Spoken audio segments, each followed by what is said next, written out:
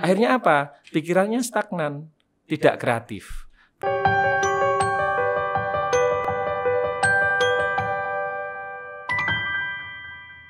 Apa kabar? Jumpa kembali bersama May Averis di Jatim News Surabaya di channel AHA TV bersama seorang yang begitu udah masih muda, ganteng, cukup pinter dan luar biasa. Siapakah beliau? Saya perkenalkan, beliau adalah Mas Bambang Arianto dari Surabaya ya Mas ya? Iya. Apa kabar Mas Bambang? Alhamdulillah baik Mbak May. Iya, ini saya senang sekali nih hari ini bisa ada waktu buat kita berbincang untuk mengenai masa depan negeri ini Mas ya. Terutama masa depan negeri itu kan ditentukan oleh generasi penerus. Iya. Ini kita di sini kita membahas masalah mengajak anak ya berpikir supaya kreatif ya Mas. Ini bagaimana Mas supaya anak-anak kita ini bisa berpikir untuk yang kreatif ini? Oke. Jadi kreativitas itu kan sebenarnya adalah sebuah proses berpikir dan bertindak untuk menghasilkan sesuatu yang bisa saja berbeda dari sesuatu yang sudah ada, seperti itu. Bagaimana kalau kita ngomong anak, bagaimana anak-anak ini bisa mempunyai cara berpikir, cara bertindak untuk menghadapi tantangan-tantangan dia selama ini. Ketika seorang anak kreatif, maka dia bisa mempunyai kondisi kehidupan yang lebih baik insya Allah, seperti itu. Dan bagaimana dia punya kualitas hidup yang lebih baik dibanding dengan anak yang tidak kreatif jika dibandingkan seperti itu. Makanya di situ meskipun kita seringkali tidak menganggap kreativitas atau kreatif itu sebagai sesuatu yang penting dalam kehidupan, tapi ternyata hal tersebut sangat penting. Penting sekali ya Iya, Mas ya. bagi siapapun, apakah itu anak di Jawa, di Madura, di Sulawesi, di mana, ketika dia kreatif maka dia akan lebih survive. Gitu ya. Dan ternyata dari sebuah penelitian, ternyata orang-orang kreatif itu punya harapan hidup lebih panjang, lebih bahagia. Ya? Seperti itu. Meskipun soal umur ya bukan ranah manusia ya, tapi ternyata orang-orang kreatif itu bisa bertahan hidup lebih tinggi. Karena secara kesehatan pun orang-orang kreatif bisa lebih sehat karena otaknya itu sering jalan ya, kayak pisau gitu diasah terus ya Mas. Diasah terus sehingga otaknya aktif. Gitu, dan itu ternyata bisa membuat atau mempengaruhi sel-sel dalam tubuh yang lain sehingga kesehatan, kualitas hidup menjadi lebih baik. Jadi nggak hanya sekedar kreatif menghasilkan ide ini atau menghasilkan sebuah karya seni atau karya teknologi enggak, tapi juga bermanfaat bagi diri pribadi untuk meningkatkan kualitas hidup, terutama masalah kesehatan. Seperti itu Mbak Mi. Terus bagaimana cara seorang anak untuk menjadi kreatif itu ternyata nggak hanya sekedar kita suruh dia ini itu tapi juga kita sebagai orang tua juga perlu memperhatikan apa yang kita sampaikan ke anak. Dalam hal ini seringkali banyak orang tua yang sering melarang anak. Jangan gini, anaknya mau melakukan ini, jangan ini. Nggak boleh ya Mas ya? Itu nggak boleh, karena sering kali memberi larangan kepada anak akhirnya terbentuk bahwa saya tidak boleh melakukan sesuatu yang tidak disuruh atau tidak diarahkan orang tua, harus nunggu perintah. Akhirnya apa? Pikirannya stagnan, tidak kreatif. Berarti orang tua lebih pada permisif, ngasih kebebasan pada anaknya untuk berkreasi, bertindak meskipun tetap diawasi, meskipun tetap under control, enggak dilepas beneran, tapi dilepas atau diberi kebebasan, tapi tetap ada tanggung jawab orang tua dalam mengawasi seorang anak. Itu. Ini bagaimana Mas agar cara anak itu bisa lebih kreatif? Mungkin kita harus melihat dari sisi anak itu dia suka apa atau seperti apa, itu kita tentukan dari situ juga, harus seperti itu juga ya. Kalau kita melihat ketika anak kita misalnya masih dalam usia PAUD ya, sekitar di bawah 5 tahun seperti itu, maka kita bisa membebaskan anak untuk berkreasi apapun. Kita belum mungkin kalau orang awam misalnya, orang secara umum, masyarakat secara umum belum menguasai atau tidak menguasai tentang asesmen atau melihat minat bakat anak. Kecuali memang ada orang tua yang kebetulan psikolog. Atau misalnya ada orang tua yang care sehingga membawa anaknya ke psikolog sehingga bisa dicek minat bakatnya. Tapi kalau kita ngomong secara masyarakat umum, maka tidak melakukan itu. Akhirnya udah dibebaskan aja. Anak-anak usia segitu memang bermain lah bahasanya, dibebaskan untuk bermain dengan dipastikan bahwa permainan-permainan yang dilakukan itu tidak membahayakan. Tidak itu berbahaya, saja.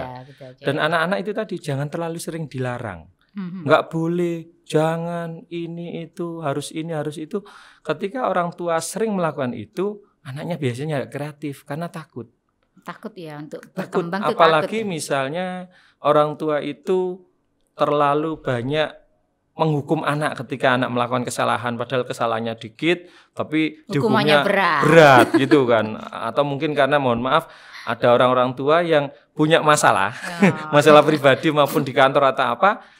Nah, pelampiasannya itu di anak. Itu bisa disebut penyakit keturunan juga ya Mas. Nah, diturunkan lewat sumpah serapah tadi, kayak gitu. Itu yang Balas gawat. dendam. Balas dendam. Bisa juga tadi kalau masalah balas dendam bisa saja ketika orang tua ini jadi anak dulu. Iya. Diasuh dan didik orang tuanya dulu itu penuh dengan kekerasan, caci maki, kemudian nurun ke anaknya. Anaknya diperlakukan hal yang sama. Itu tidak baik jelas. Karena bagaimanapun meskipun loh saya dikerasi sama bapak saya sekarang sukses. Belum tentu anaknya nanti ketika dikasih sesuatu yang sama kerasnya itu bisa menjadi baik. Belum tentu. Satu, beda generasi. Ya. Kedua, setiap individu itu punya karakter, Yang punya berbeda. minat, bakat, kepribadian yang berbeda. Jadi nggak bisa disamakan. Kalau saya dulu diperlakukan ini sama bapak saya seperti ini maka dan sukses, maka saya kalau ingin anak saya sukses saya akan memperlakukan hal yang sama. Belum tentu sama. Belum tentu. Gitu karena ada perumpamaan. Seorang anak itu bisa menjadi kayak telur atau kayak wortel. Apa maksudnya? Telur itu semakin direbus menjadi kenyal. Awalnya cair kan? Iya. Menjadi kenyal. Berarti kalau dia semakin dikerasi, dia semakin keras. Itu telur. Atau kayak wortel semakin direbus, lembek. Jadi ada anak yang semakin dikerasi ya semakin takut, semakin mewean, semakin nggak berani. Itu tipe wortel. Lah, kita nggak bisa memastikan anak kita, misalnya kita adalah tipe telur atau tipe wortel.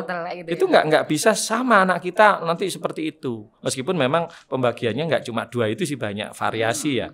Tapi secara garis besar ada orang yang semakin dikerasi semakin keras, ada yang dikerasi semakin takut, semakin lembek. Nah itu kita harus memahami. Jadi orang tua nggak bisa menyamakan antara perlakuan ketika dia jadi anak diperlakukan orang tuanya, terus kemudian anaknya diperlakukan seperti itu, tidak bisa. Karena anak kita juga bukan kita ya Mas. Nah seperti itu. Bahkan saudara kembar saja, saya sering melakukan assessment untuk siswa-siswa, itu ternyata tidak sama persis, identik meskipun secara face, secara fisik itu sama.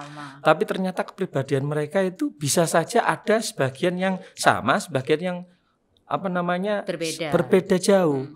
Saya pernah ada di sebuah SMA di Surabaya, itu anak kembar SMA kelas 2 mau naik kelas 3 penjurusan.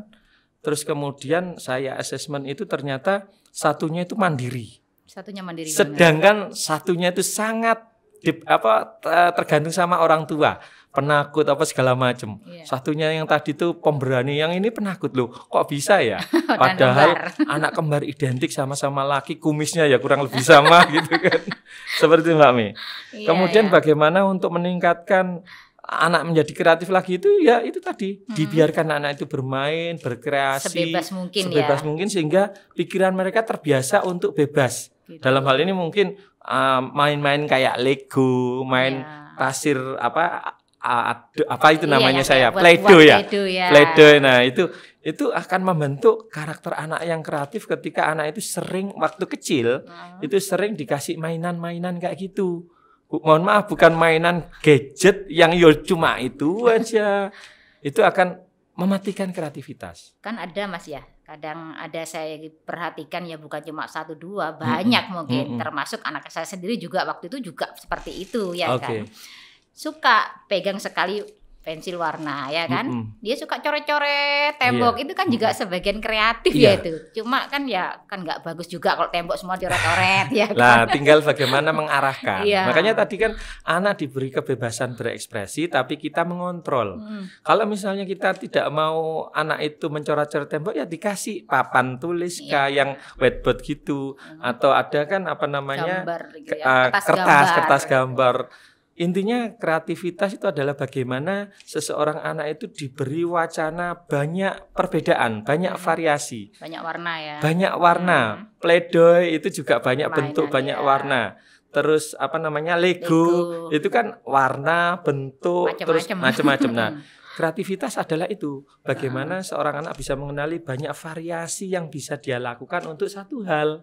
Lah kalau anak yang monoton, ya udah, ya itu aja. Misalnya mohon maaf kayak mainan mobil-mobilan, ya ditarik kanan kiri gitu aja kan. Didorong. Seperti itu. Itu kalau orang tua yang mengerti maka akan memberi banyak variasi kepada anaknya. Gitu. Iya, ini Mas ya, kan kadang kita itu juga nggak tahu kan bagaimana sih ciri-ciri anak yang benar-benar punya kreatif itu yang anak yang bagaimana Mas, yang seperti apa? Kalau kita mengamati anak-anak usia dini ya, umur 3 tahun, bahkan 2 tahun kan sudah bisa main segala macam. Anak yang kreatif dan bahkan super kreatif, biasanya adalah anak yang mainannya nggak awet. Nggak bisa seperti preteli gitu ya. Nggak bisa awet karena apa? Dia berkreasi dalam pikiran imajinasi dia. Nek robot iki tangannya tak tugel tadi diganti jadi kakinya jadi tangannya, gimana kira-kira ya? Itu adalah anak yang kreatif. Anak yang sering kali berganti mainan, bosenan ya bahasa. Itu adalah ciri-ciri anak yang kreatif. Seperti itu. Berarti bukan anak yang bandel, nakal, suka merusak gitu, bukan. Itu kesalahan orang tua dalam mengenali dan menerjemahkan kegiatan atau tingkah laku anaknya menjadi sesuatu yang negatif. Wah, ini nakal, dolenan apa dirusak gini. Padahal itu adalah ciri anak yang kreatif. Itu maka salah satunya, ketika misalnya anak kita masih usia 3 tahun, 4 tahun, 5 tahun gitu, terus mainannya sering rusak, mainannya sering, ya itu tadi tangan jadi kaki jadi tangan, atau mainan apa itu yang kemudian nggak utuh, itu menunjukkan anak itu kreatif. Kalau anak yang kurang kreatif, mohon maaf, biasanya mainannya utuh dan seneng main itu aja. Itu biasanya monoton. Ketika misalnya kita melihat anak kita ada gejala kayak gitu, maka lebih baik ayo diganti tipe permainannya agar anak kita kreatif. Seperti yang saya sampaikan tadi, anak kreatif akan punya pikiran, perasaan, jiwa, dan raganya itu lebih sehat dibanding dengan anak yang kurang kreatif. Itu Mbak Mei. Ini anak yang kreatif itu kan mereka cenderung ini kan, ya dia itu katakan bergerak dengan apa yang dia mau, apa yang dengan dia suka ya kan, sesuai sama apa yang dia pikirkan ya waktu itu. Ini kalau dengan anak yang biasanya sukanya itu dia nggak bisa diem Mas. Lompat sana, lompat sini, bikin apalah dia bikin seperti itu, tapi nggak dengan fokus satu itu aja. Itu apa juga disebut anak kreatif seperti itu. Jadi ada perbedaan ketika kita udah ngomong tentang sindrom. Oh gitu. Jadi kayak misalnya kayak gitu kan ada kondisi autis atau hiperaktif ya. Di mana hiperaktif itu sudah loncat sana sini tidak terkendali, terus dia tidak bisa fokus kepada satu hal, itu beda lagi. Sudah beda Tidak bisa dikatakan dia kreatif, karena tadi yang saya sampaikan anak kreatif adalah anak yang punya variasi pemikiran yang banyak, tapi dia bisa mengerti dia maunya kemana, arahnya kemana. Misalnya tadi ada sebuah mainan robot-robotan, ternyata bisa dicopot, dia nyopot gantiin, itu kan berarti fokus dia kan, ingin sesuatu yang berbeda tapi menggunakan imajinasi dia. Sedangkan yang anak yang sindrom, apakah itu autis atau hiperaktif, dia tidak akan bisa mencapai itu. Cuma mohon maaf, misalnya punya robot-robotan, dipukul-pukul, jedar-jedar, rusak. Beda dengan anak yang tadi, kepala jadi tangan, tangan jadi kaki, ini ditambah ini atau coret-coretan ini, itu kan masih fokus kepada satu hal atau objek. Itu anak yang kreatif. Sedangkan yang sindrom tadi tidak bisa kreatif, tidak bisa fokus. Dia lari ke sana kemari, bergerak segala macam. Butuh penanganan khusus berarti. Nah, itu jelas butuh penanganan, karena itu kan termasuk ABK. Anak berkebutuhan khusus, butuh diperlakukan khusus, diperhatikan khusus. Itu yang membedakan Mbak Mei. Beda ya, jangan hiperaktif sama anak aktif yang memang benar-benar dia kreatif ya. Kreatif yang normal maksudnya. Bukan berarti ABK itu tidak normal, tapi memang ada sebuah kebutuhan khusus untuk menangani anak seperti itu. Dan untuk bentuk aktivasi Mas ya ini dari orang tua untuk menstimulus anak yang kreatif itu misalnya apa saja Mas? Satu, bagaimana kita bisa memastikan anak kita itu tercukupi nutrisinya. Gitu ya. Mohon maaf, anak yang nutrisinya baik secara gizi makro maupun mikro, karbohidrat, protein, lemak segala macam pas, terus vitamin itu jelas beda dengan anak-anak yang mohon maaf mungkin dari keluarga yang kurang mampu sehingga secara gizi sangat terbatas. Pengaruh juga itu ya. pengaruh, Mbak.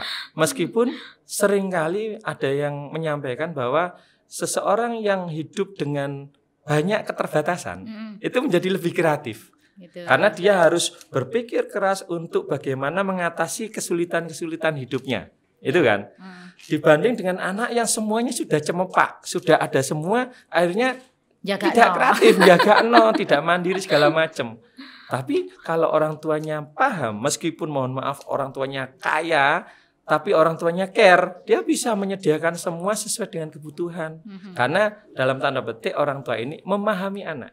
Gitu ya. Kita nggak bisa memungkiri zaman sekarang orang tua yang memahami anak itu sangat sedikit. Mengerti anakku seneng apa sih, nggak seneng apa sih, itu sedikit banget yang benar-benar bisa mengerti. Entah dari golongan apapun, profesi apapun, orang tua banyak yang bingung dengan kerjaannya, kemudian anak itu cuma dikasih kayak kebutuhan-kebutuhan, sedangkan ternyata anak-anak itu butuh bahasa kasih yang bisa saja berbeda. Kurang perhatian. Kurang perhatian, kurang kasih sayang, kurang sentuhan, kurang dipuji, kurang dipeluk. Nanti kita bahas di sesi berikutnya tentang bahasa kasih anak. Tapi yang pasti kreativitas bukan hanya milik orang kaya. Kreativitas bukan hanya milik orang miskin atau apa, tidak memandang itu, tapi bagaimana stimulus tadi, meskipun mohon maaf dari masyarakat kurang mampu, meskipun gizinya kurang, tapi kalau stimulusnya tepat bisa. Seperti Mbak Mi. Tapi bagaimanapun kalau misalnya orang tuanya memungkinkan, maka berilah anak itu asupan nutrisi yang bagus, itu satu. Kedua, bagaimana kita bisa memberi tadi stimulus berupa mainan-mainan anak yang bervariasi. Jadi bukan masalah mahalnya ya, tapi bervariasi, entah dari bentuknya, jenisnya, warnanya, bahan bakunya.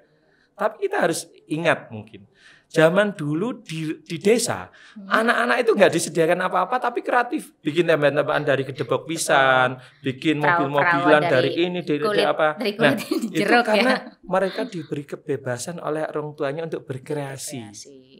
Di kota belum tentu. Anak-anak orang kota punya kreativitas itu, mainnya cuma ya Lego, Play-Doh, itu juga kreatif. Tapi misalnya nggak ada yang kayak gitu, cuma HP saja.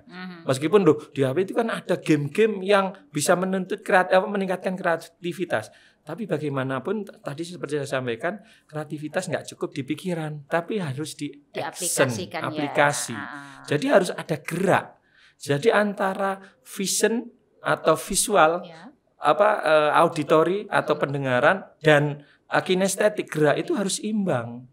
Bagaimana tiga-tiga ini panca indera tapi yang lebih ketiga ya itu bisa dirangsang, bisa melihat dengan lebih jelas, mendengar dan bergerak. Itu anak itu akan menjadi anak yang kompleks lah, yang lebih baik. Gitu. Dan saya rasa kalau zaman sekarang ya benar sih, kalau sekarang di gadget semuanya sudah ada ya permainan. Tapi beda zaman dengan zaman kita dulu ya Mas ya. Kita bikin tembak-tembakan sewenang sak tembak-tembakan ini sak dulin sampai delosor-delosor. Mulai kotor kafe segala macam, jegur got, sungai dan lain-lain. Renang di mana-mana, tapi alhamdulillah anaknya gak gampang loro ya. Makin kebal ya, makin gak pernah sakit kayak dulu waktu itu kita. Kalau ini intermezzo, bahwa kebiasaan anak-anak itu disuruh hujan-hujanan, itu ternyata meningkatkan sistem kekebalan tubuh, Mbak Mi. Terapis juga itu. Iya, terapi itu, asalkan tidak pada saat berpetir atau angin kenceng. Selama itu aman, hujannya nggak terlalu deras gitu. Anak-anak disuruh hujan. Yang jelas jadi juga air hujan ke kepala itu bisa meningkatkan sistem kekebalan tubuh. Yang jelas juga bukan dalam anaknya kondisi sakit ya. Itu yang paling penting. Permasalahannya ada beberapa orang tua yang takut anaknya sakit sehingga tidak boleh main hujan-hujan apa segala macam. Benar-benar dijaga. Begitu kena hujan dikit, wah gampang. Nah, itu yang eman gitu kan. Nah, kembali ke kreativitas. Jadi seperti itu. Jangan berpikir bahwa kreativitas itu hanya untuk mencari uang, untuk supaya dia bisa punya ide kreatif ini, tapi ternyata bisa meningkatkan kesehatan secara fisik maupun psikologis. Itu Mbak Mi. Jadi kompleks ya Mas ya. Iya, meskipun bisa dikatakan kreativitas itu seperti belati yang tajam, pisau yang tajam. Ketika itu digunakan dengan baik dan sesuai dengan peruntukannya, maka akan menjadi manfaat yang luar biasa. Tapi kalau kreativitas yang kemudian diarahkan atau dihasilkan suatu hal-hal yang negatif juga bisa medeni, menakutkan. Karena orang-orang kejahatan yang kreatif itu lebih sulit untuk ditangani. Seperti itu kan. Saking banyak caranya. Nah, hacker lah apalah itu kan orang-orang yang sangat kreatif dengan sisi negatifnya. Tapi sayangnya negatif banget. Nah, seperti orang. itu. Jadi itulah tanggung jawab orang tua bagaimana mengarahkan anaknya itu untuk menjadi kreatif tapi tetap dengan kontrol atau pantauan dari orang tua. Seperti itu. Itu yang penting, Mbak. Ya ini Mas Bambang ya, dari kita ngobrol begitu banyak tadi tentang anak yang kreatif, bagaimana supaya anak itu lebih kreatif yang positif ya kan, juga nggak merugikan banyak orang atau menyusahkan orang tua ya kan. Ini langkah-langkah untuk orang tua ya, sedini mungkin. Itu paling enggak sehari lah katakanlah, itu harus seperti apa untuk orang tua supaya anak-anaknya ini benar-benar kreatif, yang benar-benar kreatifnya itu positif Mas. Oke. Kita tadi udah membahas tentang kreativitasnya seperti apa, tapi di sini bagaimana tindakan orang tua untuk bisa menanamkan kontrol yang baik supaya tetap terarah, tidak sampai ke arah yang negatif seperti itu. Satu, orang tua itu harus sering menyentuh anaknya. Ketika anak kita masih TK, SD, mungkin bahkan SMP masih kita sering sentuh ya, peluk ya. Tapi ada juga orang tua yang jarang sudah nggak pernah. Nah itu ayo ditingkatkan kembali. Kebiasaan memeluk anak, memegang kepalanya anak, bahunya anak. Kalau misalnya kita orang muslim itu waktu sholat, misalnya sholat berjamaah, habis itu kita setelah selesai doa segala macam, salam, kita mereka salim, kita peluk segala macam, itu akan menguatkan jiwanya anak. Oh, orang tua saya sayang lebih pada saya, ya, perhatian tenang, benar. Orang-orang yang sering dipeluk oleh orang tuanya insya Allah menjadi pribadi-pribadi yang kuat, tegar, tapi tidak marah segala macam gitu, terkendali. Itu satu. Kedua, kita harus sering berkomunikasi secara lisan. Jadi sudah disentuh, lisan juga diomongi. Meskipun misalnya ada orang tua yang mungkin kerjanya di luar kota bahkan luar negeri, ya mbok voice note lah. Voice recorder, VC itu juga bisa. Itu anaknya itu merasa tetap diperhatikan, apalagi yang setiap hari bersama anak-anaknya, maka harus sering, tapi jangan dalam rangka ngomeli. Anak-anak semakin keras gitu kan. Sudah capek lihat berantakan. Tapi bagaimana anak-anak itu bisa mendapatkan sapaan-sapaan yang lembut. Assalamualaikum anakku, alhamdulillah. Misalnya pulang dari sekolah, orang tuanya ada, meskipun di sini mungkin ibunya ya bapaknya masih belum pulang dari kerja. Terus disalami, diomongi, terus diperhatikan lah. Itu akan membentuk pribadi yang tangguh, yang kuat dan penuh dengan kesabaran, gitu kan. Terus yang ketiga, yang pasti sebagai kita yang orang beragama, kita mendoakan. Mungkin ini nomor pertama, nggak apa-apa ya, diwala-wali sama aja.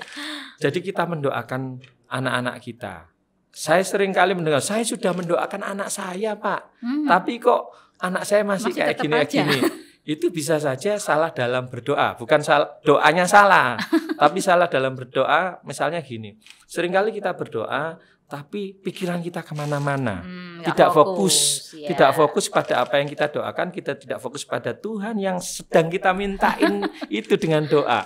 Seringkali kita berdoa, ngomong bibirnya, mulutnya, tapi pikiran kita kesana kemari. Ya mbok 1-2 menit lah paling ya kalau mendoakan anak itu. Ayo kita lepaskan semuanya dulu, kita fokus kepada Tuhan, kepada Allah, kemudian pada anaknya.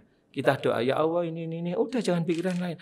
Percuma kita berdoa lama, tapi pikiran kita kesana kemari, nggak nyampe. Meskipun Allah itu maha mendengar, tapi bagi Allah itu bukan doa, karena kamu sedang tidak berkomunikasi dengan saya. Bahasanya kayak gitu. Kamu sedang berkomunikasi dengan pekerjaanmu, dengan tetanggamu, dengan apa yang sedang kita pikirkan.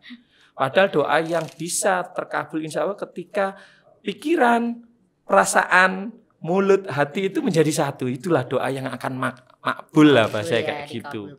Itu yang penting Mbak Mei. Keempat, mungkin ada beberapa orang yang sudah sering ketemu saya, yang sudah mendapatkan tips dari saya itu melakukan beberapa treatment psikologi, kayak hypnosleep. Jadi melakukan perbincangan sebelum tidur itu anaknya dibisiin. Itu kalau untuk anak-anak yang kurang lebih di bawah 9 tahun itu biasanya kan masih tidur bersama, atau meskipun nggak tidur bersama, tapi kalau mamanya atau papanya mendekati atau memeluk mereka saat mau tidur itu masih nyaman. Kalau SMA gitu gak nyaman. Papai meluk, mamai meluk, oh sih mah isin mah gitu lah. Gitu. Tapi itu bisa dilakukan di anak-anak usia dini misalnya. Kurang lebih 6 tahun, 7 tahun itu masih nyaman mereka. Gitu kan. Itu dilakukan hypnosleep. Ya. Ketika untuk kondisi-kondisi tertentu adalah silent hypnosis. Hipnosis diam, bagaimana kita berkomunikasi dengan jiwanya si anak. Seperti itu dilakukan rutin, itu akan membentuk anak-anak yang seperti apa yang kita inginkan. Dan orang tua pasti menginginkan sesuatu yang positif, entah itu dari sisi kesehatan fisik, kesehatan psikologis, nanti finansial, relationship, sosialisasi dia dengan orang lain siapapun itu kan pengen diharapkan semuanya oleh orang tua. Saya yakin orang tua yang waras pasti berharap anaknya menjadi baik, anaknya punya kehidupan yang baik, pasti, anaknya punya kehidupan yang sejahtera bahagia. Itu saya ngomong. Tapi ya itu tadi, kita nggak tahu di sekitar kita ternyata ada orang tua yang nggak waras. Mohon maaf. Semoga nggak ada yang melihat ini yang nggak waras itu. Tapi kalau memang merasa ada yang salah selama ini Anda lakukan kesalahan-kesalahan. Satu, lakukan introspeksi. Kedua, maulah menerima kalau sama itu salah. Jadi kesalahan itu akan bisa diperbaiki kalau kita itu mau mengakui, iya saya salah. Masih belum benar ya. Nah, belum benar, harus dibenarkan. Itu akan terjadilah sebuah proses perbaikan. Selama kita tidak mau mengakui kalau kita salah, sehebat apapun kita tidak bisa diperbaiki. Itu Mbak Mei. Apalagi kalau kita bahas tentang pendidikan dan pengasuhan anak, nggak ada orang tua yang benar 100% dalam mendidik mengasuh anak. Pasti ada miss-nya. Tinggal berapa persen kita benar, berapa persen kita salah. Dan kemudian bagaimana kita melakukan reedukasi anak itu supaya yang salah itu bisa diperbaiki, yang baik ditingkatkan. Nah, kayak gitu kan Mbak Mei. Itu yang diharapkan dari AHA ya. Dari AHA TV. Paling tidak ya Mas Bambang ya. Sebelum kita ke anak, alangkah baiknya kita dulu yang direedukasi. Itu. Makanya ke depan AHA Anak Hebat TV ya. Itu akan membuat program-program untuk memperkuat kemampuan informasi bagi orang tua, bagi ayah bunda untuk menjadi lebih baik, lebih hebat. Gitu. Bagaimanapun anak hebat itu berasal dari dihasilkan keluarga yang hebat. Iya. Itu nggak bisa. Dan ini kan tujuan kita bagaimana supaya kita dalam keluarga tidak usah muluk-muluk jauh ke masyarakat ya Mas. Iya, benar. Semuanya kan diawali dari keluarga. Benar keluarga sekali. yang harmonis, keluarga yang baik, keluarga yang hebat itu pasti nanti akan seluruhnya kayak tetangga pasti juga akan ngiri lah paling enggak. Mas ya opo secara nih kok anaknya sampai bisa nurut ya kan. Seperti itulah. Itu. Karena memang membangun bangsa itu ya diawali dengan dari keluarga. Kalau dari keluarga sudah bermasalah, bagaimana masyarakat kita menjadi baik kayak gitu kan? Karena di keluarga yang bermasalah biasanya lebih banyak menghasilkan anak yang bermasalah, meskipun nggak selalu Mbak Mei ya. Jadi di penelitian itu sekitar 70% anak bermasalah keluarga broken home menghasilkan 70% anak yang bermasalah. Hanya menghasilkan sekitar 30% aja anak yang baik dan hebat. Tapi itu cuma 30% Mbak Mei. Kan kita nggak memungkiri banyak anak-anak hebat ternyata lahir dari anak yatim, anak yang orang tuanya berpisah, atau bahkan anak dari panti asuhan. Tapi kalau kita persentase sedikit. Yaitu sekitar maksimal 30% saja. Inilah mungkin gitu. Dari tujuan di AHA TV ini ya. Ini saya juga pingin lah untuk kawan-kawan atau rekan-rekan yang di sana lebih memperhatikan anak supaya generasi kita tuh semakin baik ke depannya ya. Makanya mari kita tonton rutin AHA, di mana AHA nanti akan banyak menyiarkan program-program perbaikan proses atau program mendidik dan mengasuh anak dengan lebih baik. Saya nggak ngomong baik ya, lebih baik. Seperti itu. Iya. Oke Mas Bambang, untuk waktunya hari ini saya ucapkan terima kasih. Oke Mbak. Besok kita akan kondisikan lagi dengan tema-tema yang begitu menarik untuk mengatasi anak ya, masa depan anak siap. Juga ya. Oke, sampai jumpa. Ketemu lagi dengan Mei Aferis Surabaya di AHA TV, Jatim News Surabaya.